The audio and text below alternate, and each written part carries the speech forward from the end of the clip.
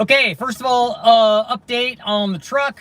I went and fixed all the grounds last night to see if that was going to have any effect, and still did the same thing this morning.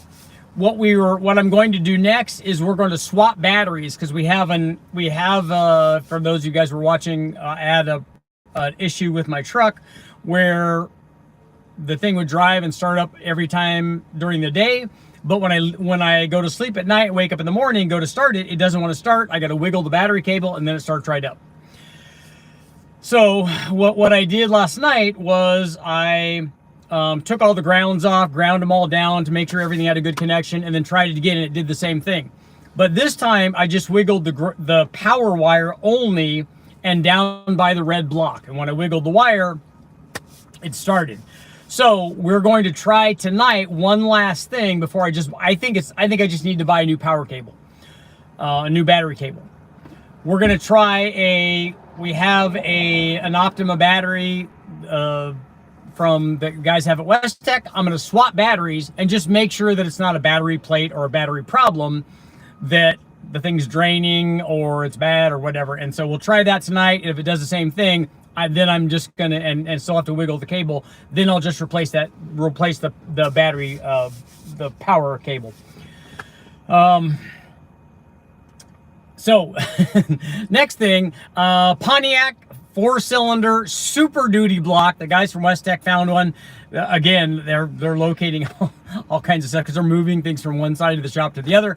And so behind all the banners that we normally see when we walk in there of the various people that have been involved in the shop, and guys that we want to take care of, there's all kinds of stuff. So that's stuff that nobody's looked at for years and years and years. So there is a Pontiac Super Duty 4-cylinder block there that they're never going to do anything with, so they want to sell it. So I put my email address in the description of this video. Hit me up and let me know. I'm sure they'd probably take I don't know, $1,200 or something for it. So let me know if you guys are interested in that. They're pretty rare. They're hard to find. I don't really see any when we're talking to guys. So if somebody wants that block and is putting together a real Super Duty deal, or they're using, I know that Pontiac Super Duty is used a lot for there's some specific racing series where they use that a lot. So let me know. Just hit me up in the, hit me up in a comment or something and let me know if you're interested in that block. Then we can do that. I got so many cool things that I need to post and talk to people about. So I have the original GM Performance Parts catalog that covers all of the Super Duty stuff. So I still have a copy of that in my shelving that you guys often see when I'm doing this stuff in my office.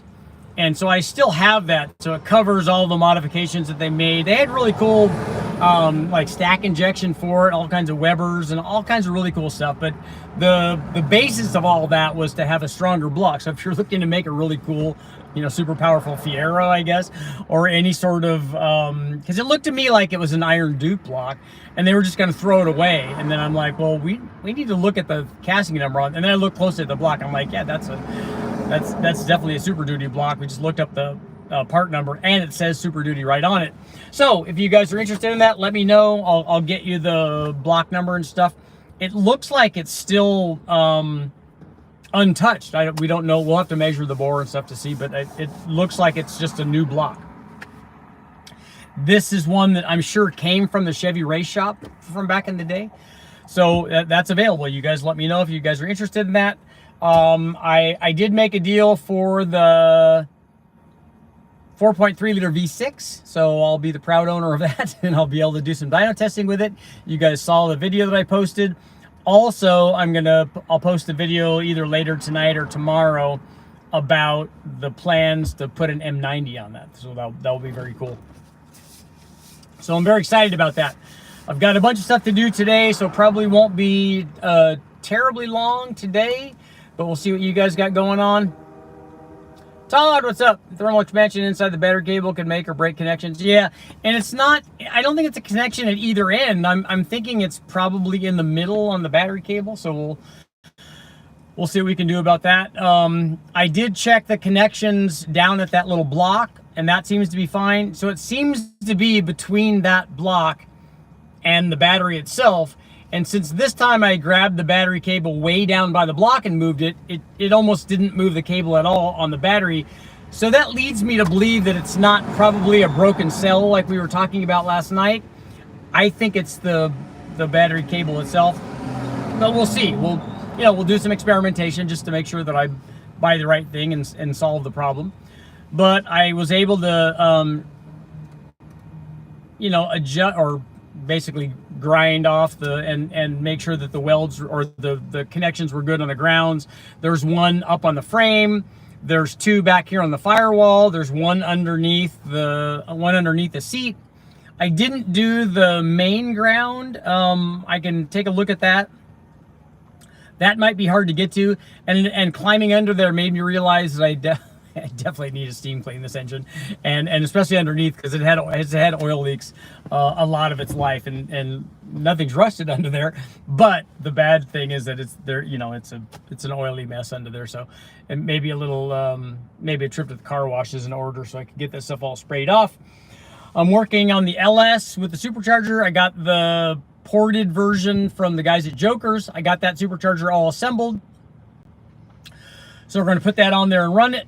And it looks like the intake manifold that I have, that smoky manifold that I bought also, it looks like I'm going to be able to make an adapter to set the M90 on top of that. So Tom Demuse said that he would help out with the spacer that I need for that. It looks like there's a piece, and we'll go over this more, but when we talk about the manifold some more, but it looks like there's a piece missing out of the middle, and I'm guessing it's probably, a turtle-shaped thing or a V-shaped deal to make the distribution a little better from a carbureted combination to go over into what is essentially kind of a cross-ram manifold. So that'll be interesting. I've got some plans for that, so I got some super cool plans for that. So I'm excited about that. I was making some fuel rails today, which is good. I like to do the fabrication stuff. So, and then I've got to go over to see my buddy at AccuFab. Got to go over to see Mahovitz and pick some stuff up from him that he's machining. Oh, it's never ending, bouncing back and forth between all kinds of different things. And also you guys saw I posted a video on the ZR1 motor, the LT5 motor. They're selling that. They're just trying to get rid of a couple of things that have just been sitting. There's no reason to just have stuff sitting in your shop. They're never going to do anything. They're never going to get that running probably down the dyno. The ZR1 motor, they're never definitely going to use the 4-cylinder Pontiac, I keep wanting to say trophy 4-cylinder, but the Super Duty block. And somebody that's out there in a racing series, those guys know what that is, and for the racing series that they're using them at and the power levels they're using them at, that block is definitely a necessity. So again, if you are looking for something, let me know, and we'll try to get you guys hooked up together.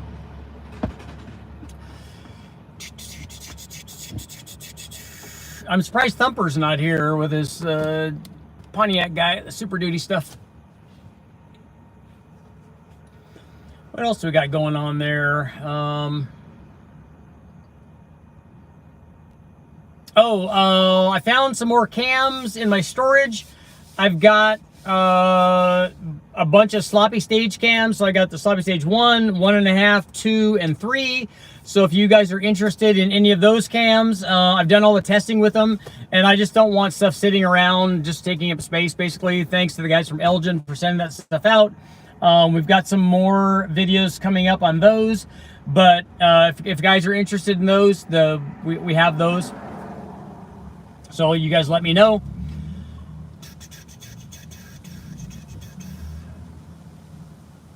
Let's see, Richard, today I'm picking up the 6-liter 4L70. I also have a transfer case. Oh, so it came out of a 4-wheel drive application, Todd? That's cool. I remember Larry Morgan built a Fiero-bodied Super Comp, altered class car with an Iron Duke based motor. Yeah, likewise I ran an iStock S10 pickup with an Iron Duke.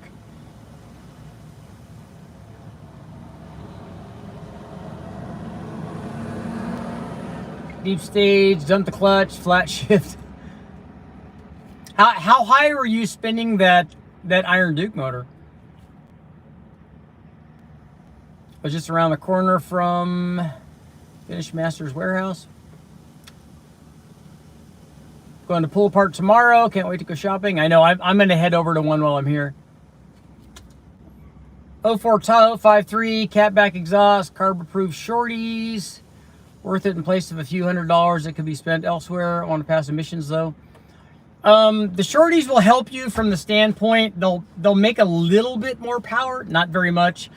They are lighter. What normally happens though when guys go to put shorty headers on, they find a bunch of their exhaust bolts break off, so it turns into more than just a few hour job. It's a lot. It's a lot of hours. Todd, yeah, I've got some cams for an L98. Oh, is the L98, you're talking about the L98 small block Chevy or an L98 LS? Out here looking like a cereal with my truck gloves on. Yeah, I just came from West Tech. So, I mean, West Tech is like literally, 100 feet down the street. Will the sloppy Elgin cams work with any LS motor? They're not specific applications. Those cams, just like every other cam, what you want, what you're trying to achieve, you got to pick the right specs. And so I have anywhere from a mild kind of like, let's say a truck cam kind of thing, to a sloppy stage 3 is about getting up near the biggest that will fit in a stock available piston to valve clearance. So the whole range in there, whatever you want. Elgin makes good stuff.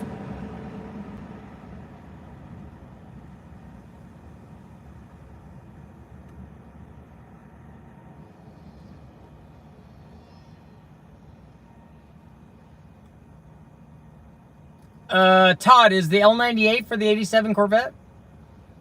Shorty headers are good for turbo kits. Yes, they are. Small block Chevy. Okay. I don't know. I'll take a look. I didn't see any hydraulic roller stuff. The 87 should be hydraulic roller.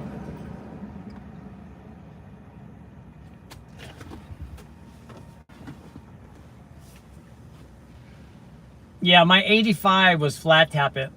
But by 87, I think that they were hydraulic roller.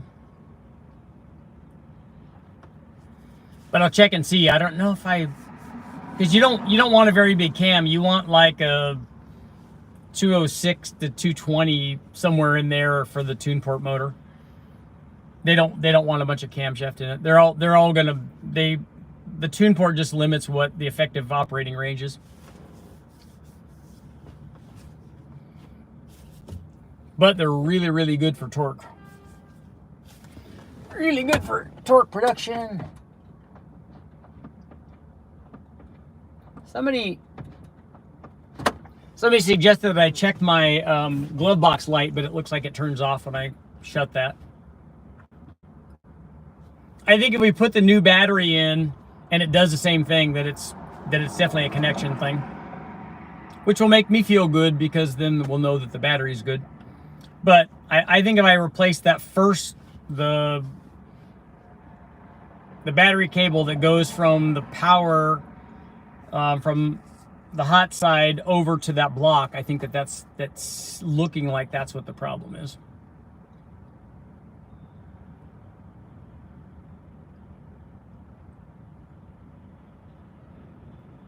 Made sure everything was tight. The truck likes to get a little bit of attention now and then.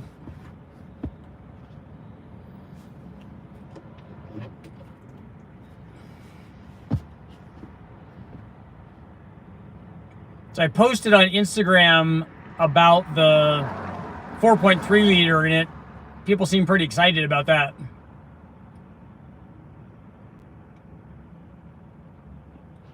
Apparently guys want to see that thing work. The 4.3 has a lot of love. That's been sitting 14 years in the shop out back. Oh, I know what I also, speaking of, I'm gonna grab something.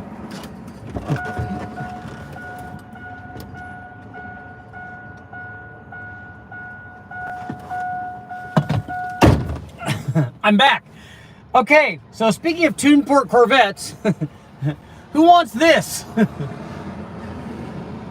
This is the factory tuned port upper plenum, basically, that I welded. Well, I didn't weld it. I think probably Jason did this from JT Fab. Welded on a flange to mount a 4-barrel carburetor on it, so that you can run a 4-barrel on your tuned port motor. So let me know who's interested in this, who might try this on something. You guys let me know. Send me an email and let me know if you're interested in that.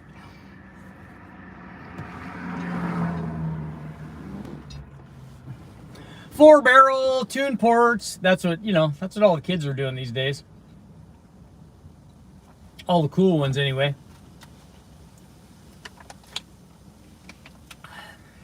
yeah, Todd. That's one of one. Although somebody else had to have done that.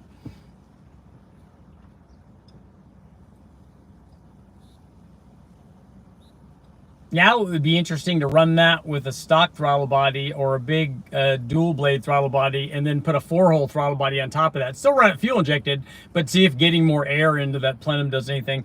The runner length is still going to be the runner length, and it's still going to want to make power in the RPM range it does. But it'd be just interesting to see if there's a throttle body, you know, if there's a flow problem with that. I kind of don't think that there is, but it'd be interesting to see.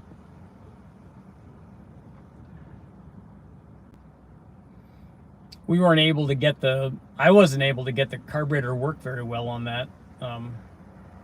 Honestly, I'm not too sure what the issue was. I know that there's probably a distribution problem, maybe, but still, I've seen some pretty wonky carbureted intake manifolds made out of like Schedule 40 tubing and you know, header tubing and stuff.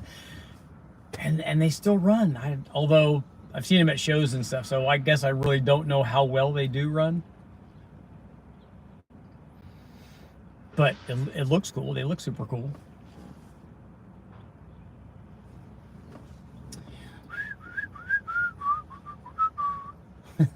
I just need to tell people it runs good under boost, right? Yeah, but it runs good. It's a turbo manifold. No, not so much. They're not really turbo manifolds. They're just manifolds.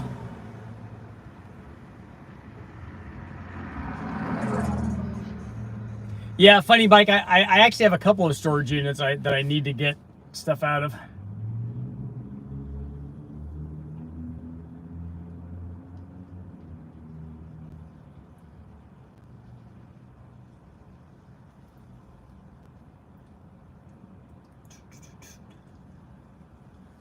So I'm surprised. I'm surprised nobody said anything about nobody's interested in the Super Duty block. It kind of surprised me. I thought lots of people would be interested in that. It's pretty rare. Not rare like a 4.3 liter with a M90 supercharger. I think that manifold will make it easier. It would be nice if the adapter could go right on to, like the plate with the blower could go right onto that manifold, but the shape and stuff it's not conducive to that. I don't think that the air is going to be able to get everywhere equally. Otherwise, just having a plate there would be really nice. It'd be simple.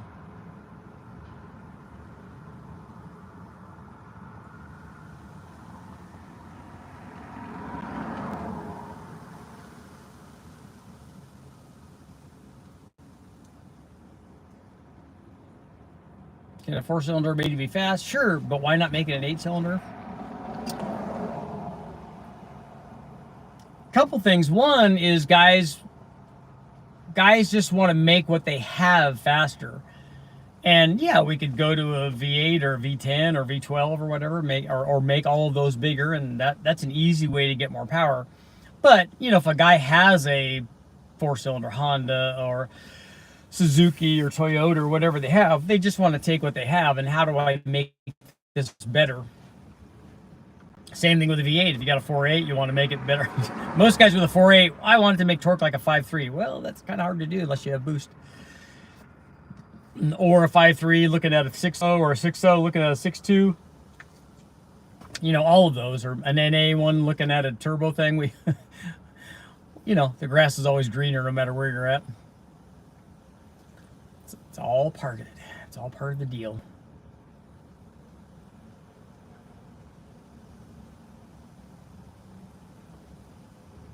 I kind of want to get over to AccuFab and just have John show me some more stuff on machining. I'm interested in learning more about that. I've done stuff on the mill. I've never worked on a lathe, which I would like to try. I mean, I understand the principle and stuff, but whenever you're working around that stuff, I need to have a better feeling of the exact match between, you know, speed and cutter position and the cutter that you're using and all that, and the material that you're using. You know, there's obviously more to it than me just poking the tool at something. Obviously the measuring has got to be precision. Most of the time, just like with my welding, for the stuff that I'm doing, not a lot of it is ultra critical. I am going to have to machine I think I'm gonna have to machine on the Pontiac to make the M90 work. I'm gonna have to machine the pulley, but that's not a big deal.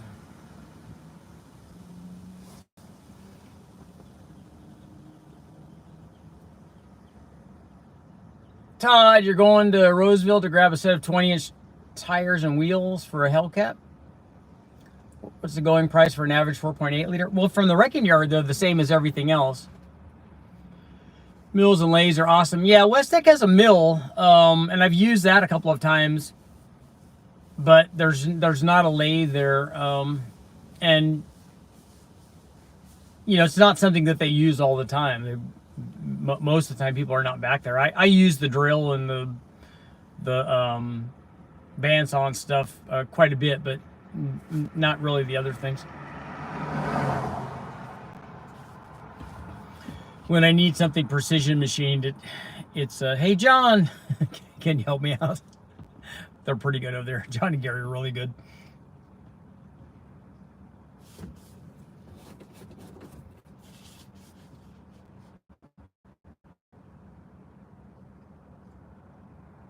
But I'm pretty fascinated about that stuff. I'd like to do more fabrication because I have a lot of good ideas on things that I want to try, but then turning that into reality is sometimes another thing. I'm just getting a reflection off my windshield. I just wondered what it was, if something was down there. Something trying to attack me. So what are you guys doing? What do you guys got planned for the weekend? It's Friday. I know what I have planned, like 12 hours of dyno testing a day. But it's exciting because I'm trying new stuff, and that's always good. Same stuff over and over is not too fun.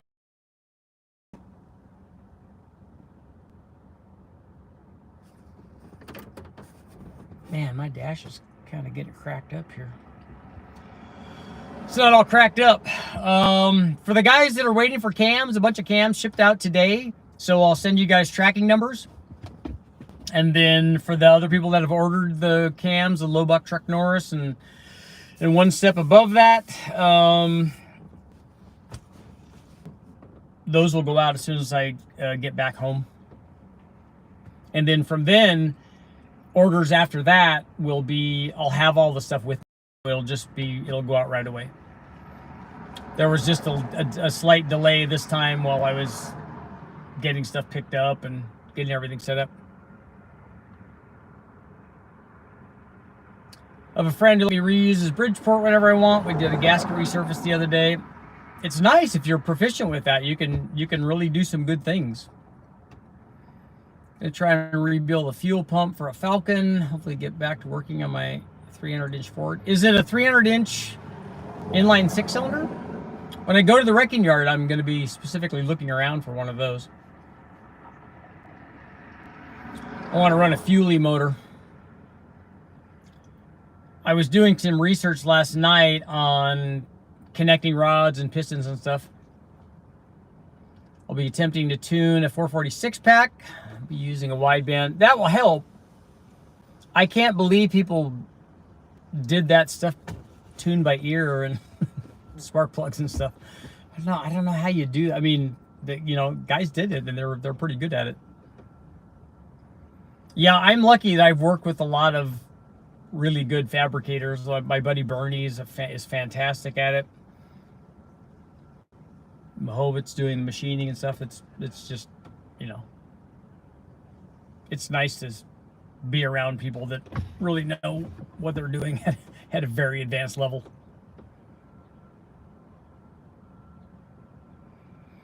And that's why I go to people that are much better than me at the things that they do. If John wants to know what camshaft to put in his 4.8 liter, I could probably help with that. Are you selling new cams? I do have new cams. And used ones.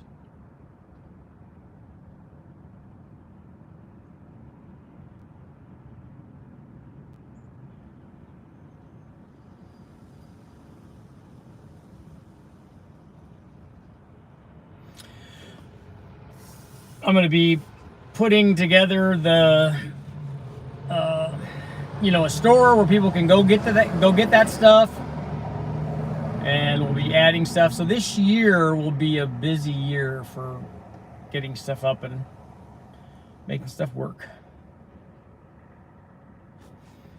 Yeah, 300-inch inline 6-cylinder for my F100. Block was sitting outside for who knows how long. Cleaned it up and looks really good. I'm surprised it didn't have any cracks. Yeah, you're just weathering it. That's all good stuff. And as long as you got fresh machine work on it, that works good.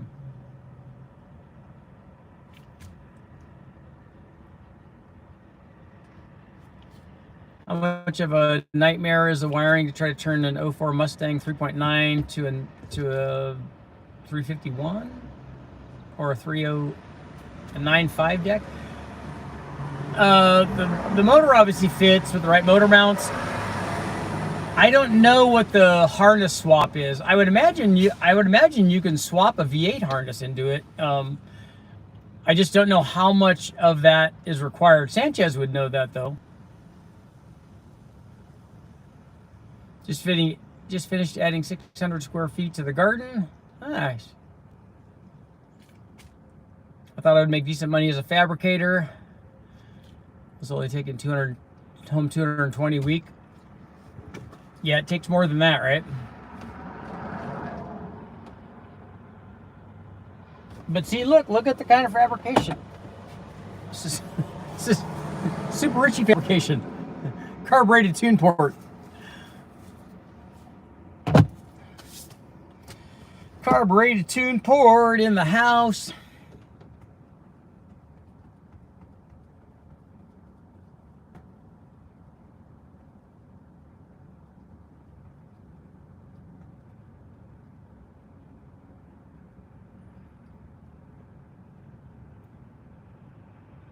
I'm excited. I'm hoping that 4.3 is a good, fresh little motor. Anything else? Mopar big block? Nope. I've only run one other Mopar, and that was Freiberger's 440. Mustang engine we're considering is a 408. That's a good one. Carbureted ones are easy to hook up.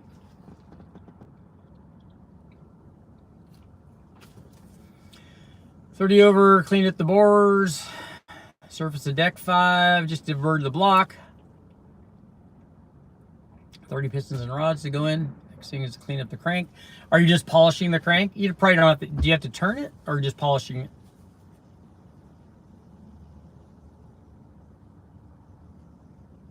Just polish and go.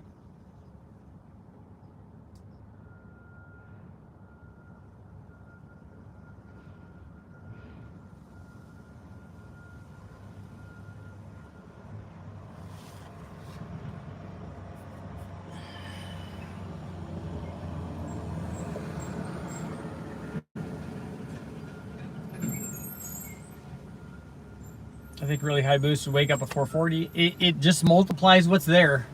It doesn't all of a sudden become super happier at some high boost level.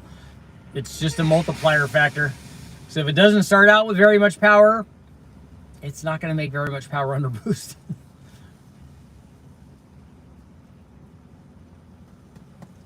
But Richard, what about the bore and stroke? Yeah.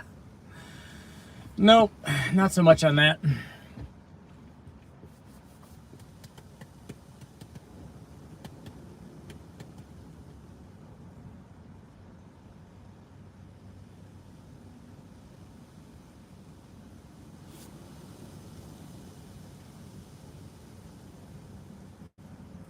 I want to make my 5.3 with 166,000 miles faster, but I want to keep it reliable. The single biggest thing you can do is put a cam in it. If you don't want to do that, you could put a mild cam in it. You need to tune it. You'll need injectors because the amount of power that you'll make, will probably be more than the amount of fuel that you have with the stock injectors. If you don't want to do that, then you could do things like headers, a tune, maybe an air intake, but you're not going to gain very much from doing that stuff.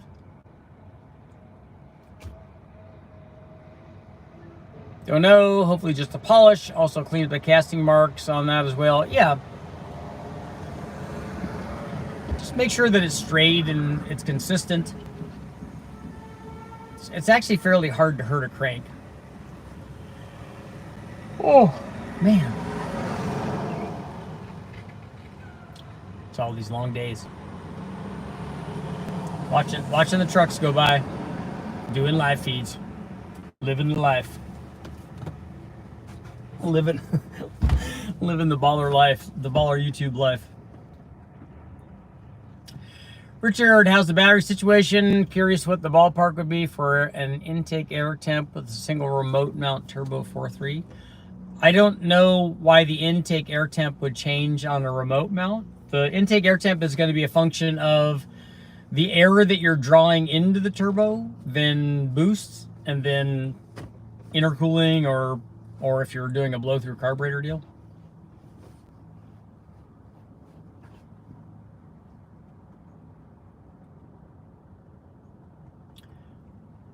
The pressure is the big determining factor.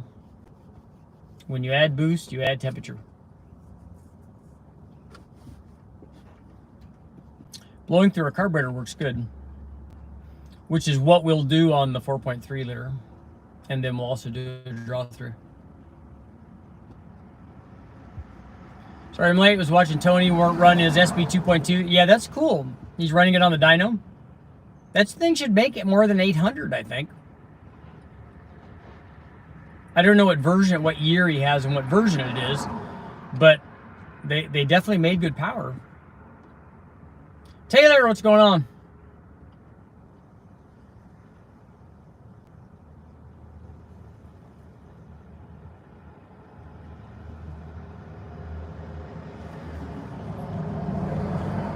I have some plastic piping I can manipulate to get through the back of the engine bay.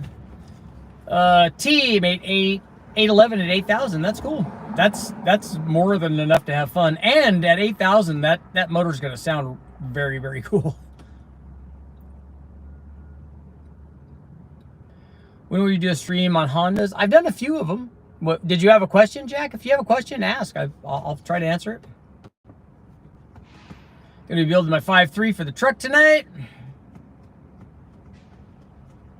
It's got extra stroke and a custom ground cam for drag racing. Oh, so they changed that stuff from the cup configuration? Because it probably would have revved higher than that as a cup motor.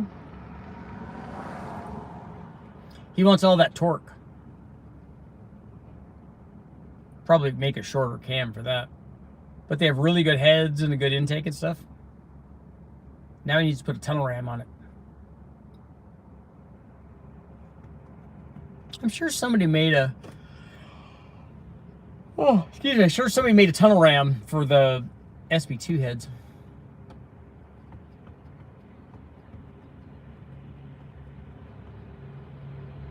Yeah, the motor, certainly the short block is safe for that RPM. The thing that I wonder about is if they change the cam, the stability of the lobe is, they put a lot of work into that for cup. So if this new cam, whatever they did, is not stable, then you got to keep it in the RPM range where it's stable.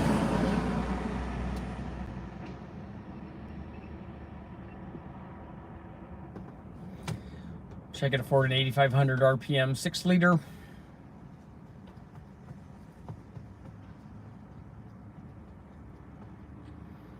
Yeah, those cup motors are nice. Westech has had a few of them here, you know, older ones, but they sound amazing.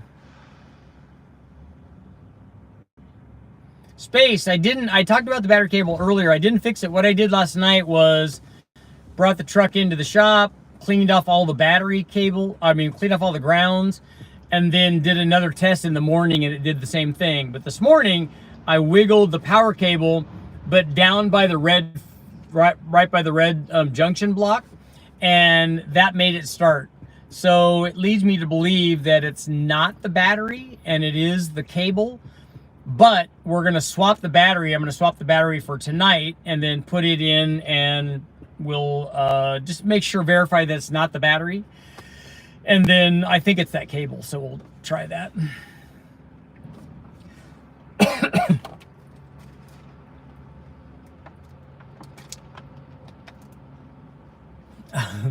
Richard, are you gonna start selling power outer kits? Yeah, turbos, cams, probably springs, injectors.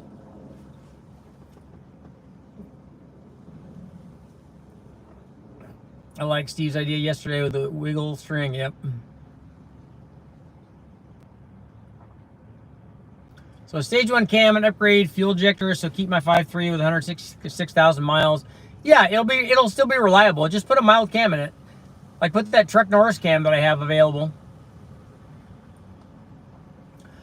which would be more likely to help a Silverado like yours. A cam swap or changing from 342s to 410s.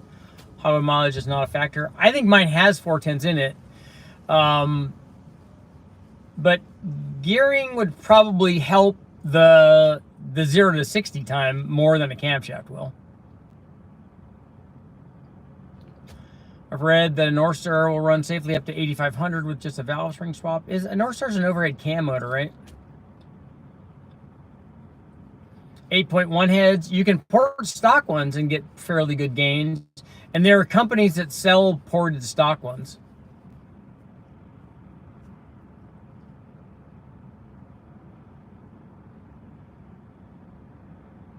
But I don't know. I think other companies are coming out with aluminum.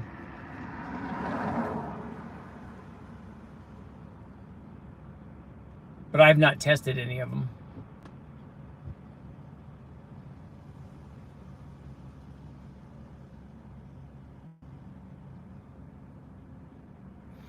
But you'd have to imagine that it shouldn't be too hard to beat a factory head. But again, like we've talked about, it depends on how much power you're trying to make. What is the rest of the stuff? I mean, if you have heads that will support 600 horsepower and the rest of your motor only wants to make 400, the 600 horsepower heads aren't really going to do very much for you. If you're going to try to get to 600, you got to have a 600 horsepower camshaft and 600 horsepower heads and a 600 horsepower intake manifold and headers, and hopefully the short block is kind of ready to do that. The bigger that is and the more compression you have, the easier it is to make power.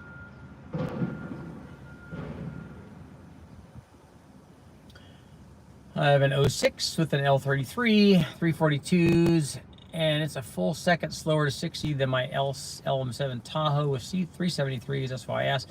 So what is the difference in weight of those two vehicles, though? And do both of them have the same transmission? North Stars will rev up to 7,000 with a tune. At least the 300 horsepower versions will. They have bigger intake cams.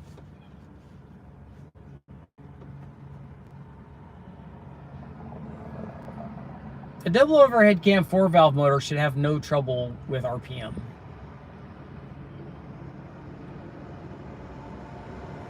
Getting it to make power up there is a different thing, but just the RPM capability they should be fine. So as we've talked about with like an LS or something, the RPM potential is not really the short block or the bore and stroke. It's valve train, and an overhead cam motor has kind of solved the valve train issue.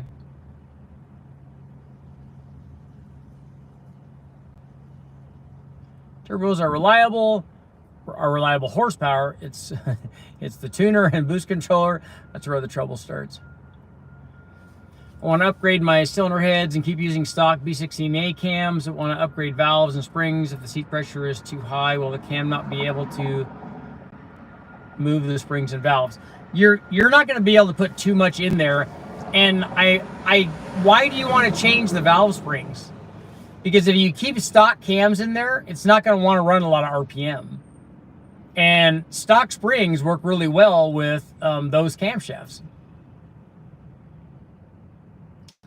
Calvin's building a big North Star. Is he doing a stroker version of a North Star? Gonna build a Fiero for the motor? Nope, not me. Does LSA or intake centerline have a difference on whether you should be running a carb or intake manifold? No. You can run any LSA, any centerline with either a carburetor or an intake. You would choose those for that. You would choose those, and really you would choose valve events for what you're trying to accomplish with the camshaft, irrespective of whether it's fuel injected or carbureted. The one thing that and that's as a universal thing with a standalone fuel injection. I will say that there are some camshafts that, because they have too much overlap and they're generally unhappy at low speeds, that there are some factory EFI setups that don't adjust very well for that, and don't allow you to adjust very well for that. But because if you have reversion in a mass air meter, depending on its location to the throttle body and stuff, it can become problematic. And so a milder application, which usually means a wider LSA for EFI, that tends to work better for some factory fuel injections. But as a universal thing on a standalone, the camshaft's not going to care whether it's getting fuel injected or carbureted. All right, TLC later, man. North Star Performance head and main side kit. Okay. Ford Fairmont Futura North Star LH2 twin turbos. I don't think it's getting stroked. He just did upgraded studs and stuff. Okay. Yeah, forged internals and then boost. It works good. Same tire size. Silverado is 5,000. Tahoe's 51. Okay, so one of 100 pounds and heavier is faster. Yeah, I mean, I don't use that as an absolute guide, but comparing two different vehicles, I don't know what the tunes are on both of them and what the power outputs of the motors are in both of them, but gearing definitely plays a part. Another question for the Mustang. Another choice is to TC the turbocharge. Is that what that means? 3.9 is the Ford 3.9 a strong base engine for horsepower. I don't know anything about that 3.9 because I've never run one.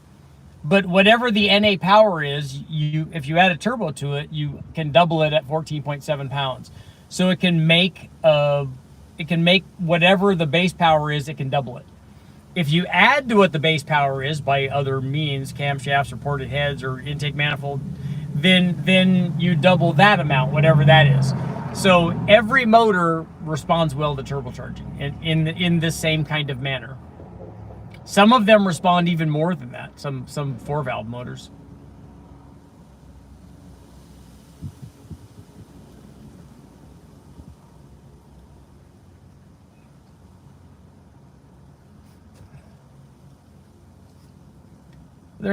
Is there any point to doing cams in 8.1 if you want to make power 2,000 to 3,000 RPM? Is it better to just do heads and exhaust and intake, make it flow as much fuel as it wants to? If you're only interested in power and that low RPM, I wouldn't do any of those things. I wouldn't port the head. I wouldn't exhaust. You might put a header on it, but I wouldn't do anything to the intake. You're not going to gain power there with anything that you do to the intake unless you can make the intake runner length longer. On a factory 8.1, you could look at the things that people are doing that make modifications. One is the tune. The tune is dramatic in an 8.1 in a factory application because they torque manage everything. They're trying to save the transmission, so you're not getting anywhere near all of the torque that motor will offer. They're not purposely not giving that to you to save the transmission. So one of the things that you can do is tune that out. I don't know why that clicked, but just isn't that double atmosphere pressure at 14.7, so basically twice the air. If you can match the fuel, you get double the power. Yeah, that's exactly what it is. Your motor right now is breathing, your NA motor is breathing under 1 atmosphere. Forget about the discrepancies between, you know, density, altitude, and where you're at and what the temperature is. But let's say that it was all even, and then if you add that much boost to it, you add another one of those, so you can double the power. Guys try to, you know, discredit this basic formula, and that's all it is just a basic formula. But it gives us a really good idea when we're on the dyno of what should happen and what can, and then if it doesn't, then we need to look into why it's not doing that. 50% torque management in the Allison. Any turbo Dodge updates? Nothing yet.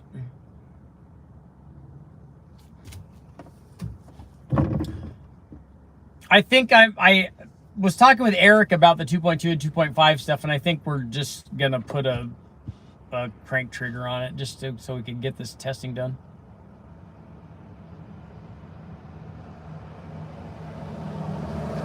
I'd make sure I had transmission money if you're going to tune all the torque control out of it.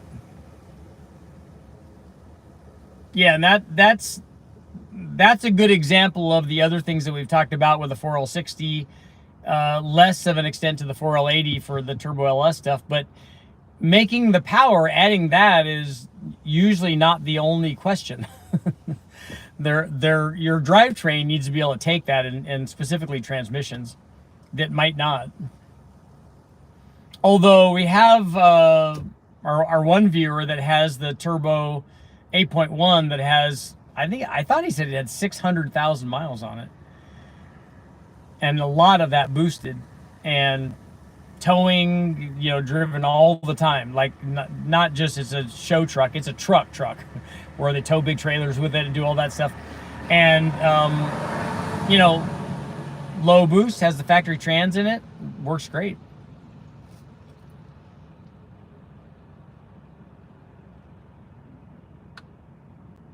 I've read all the Allison stuff when you unvector them, but I won't be towing or using it for drag, so who knows. I have a bad to the bone SD4 for my 67 Anglia. That's cool. Super Duty in the house. So people that were just coming here, I have a Super Duty. Well, I don't have it. West Tech has a Super Duty 4-cylinder block that they want to get rid of. So if you're interested and you're a Super Duty guy, let me know. I have my email up on the description for this video.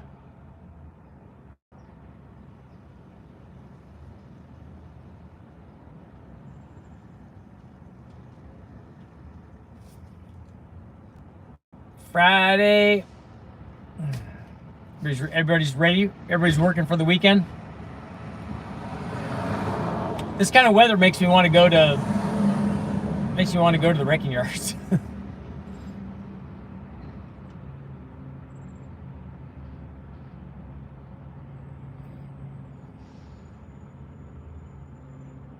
I know, fancy gloves, huh? These are my work gloves. Moving out all those greasy, grimy blocks and stuff. Mostly when I was working on my truck. It's awful under there.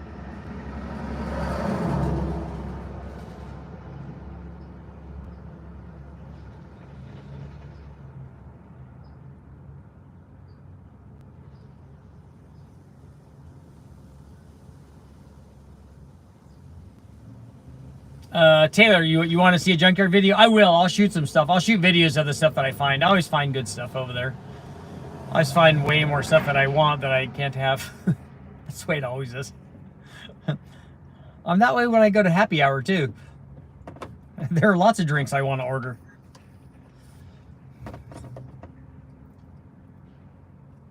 What do big block Corvettes usually come in at curb weight? I don't know. I'd have to look that up and see. I don't think the early Corvettes, I don't think the big blocks, you know, that's going to be pre-70s, right? Not pre-70s, but pre-mid to late. When did they make the last big block? 74, 75 or something?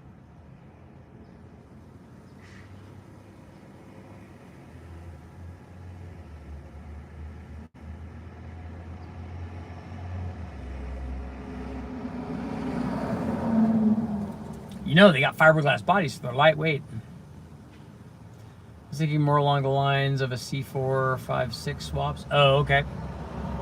Those cars are not very heavy.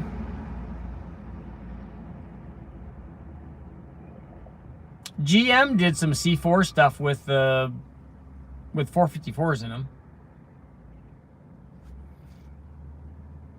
Do you know how much a 5.3 aluminum block is? Yeah. What do you mean? How much they weigh? There's a thing online, if you go search, that shows the weight difference of the iron block and the aluminum block. I think it was almost 100 pounds. Find a Super Coupe engine, the T-Bird.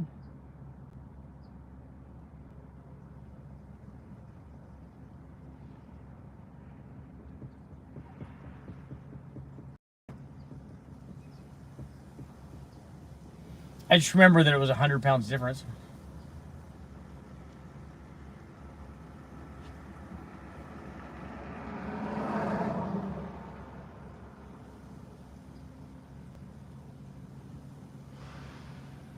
They can't be too heavy because I'm pretty sure I know I can pick up an aluminum block.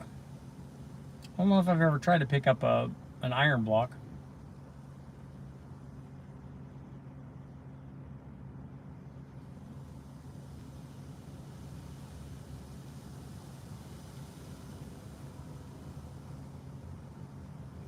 As long as the cranking stuff's not in there. As long as the heavy stuff's not in there.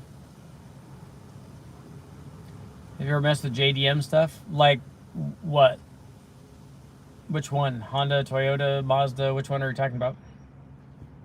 And the answer is yes on lots of Honda stuff. All of my race motors for my Del Sol when we were road racing were all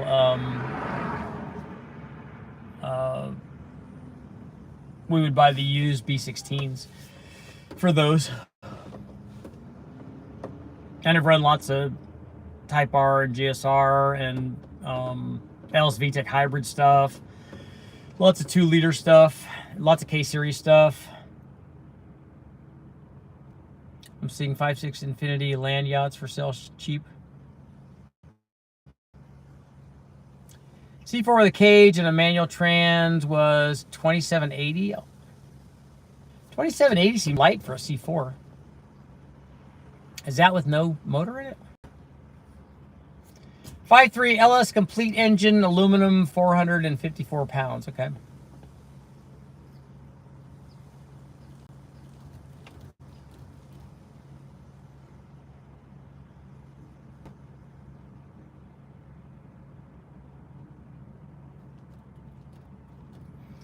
Got a couple more minutes. I got to head, Jed.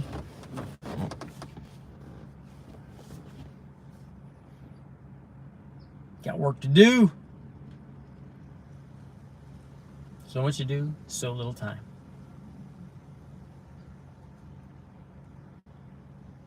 Exactly.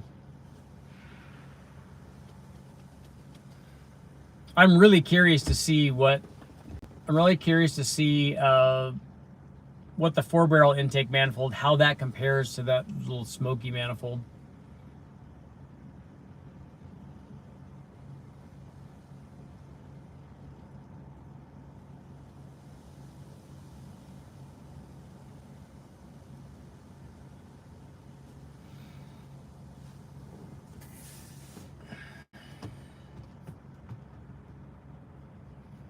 And one more minute. So remember, this live feed brought to you by Richie has a bunch of cams for sale. So let me know if you're interested in cams. I got to get rid of all this stuff.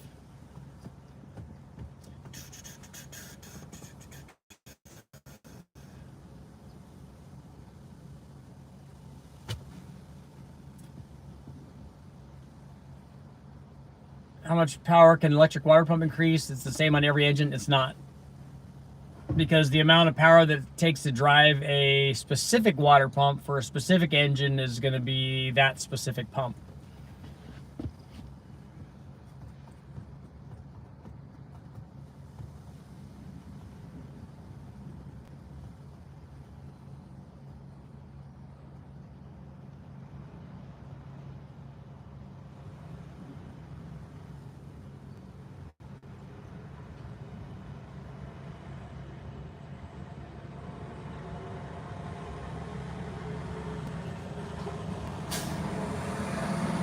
If you, thanks for answering my question. Happy to help. If you get a kit together now, I'll purchase it as far as cam, injectors, etc. Yeah, I won't have that stuff yet.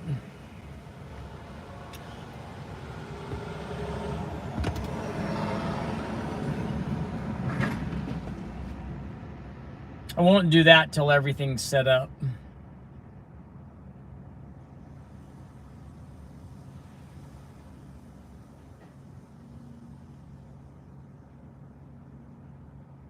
Because I'm sure I'll have to buy them in bulk to get any kind of discount, and they got to, you know, have all that stuff ready. Gonna unplug there. Keep us in the loop. I will.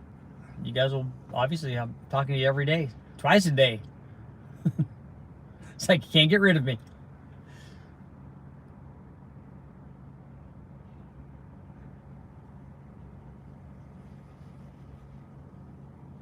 Got lots of little, they come out at night. There's lots of little bunnies in all of these hedges and stuff.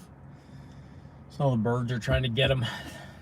Coyotes come through here, which is odd because it's an industrial area, but I've seen them walking down the street. They know the food comes out. Seen skunks walking around here, lots of possums. All kinds of wildlife, industrial wildlife. And on that note, guess what, guys? It is time to go already, but I will be back tonight.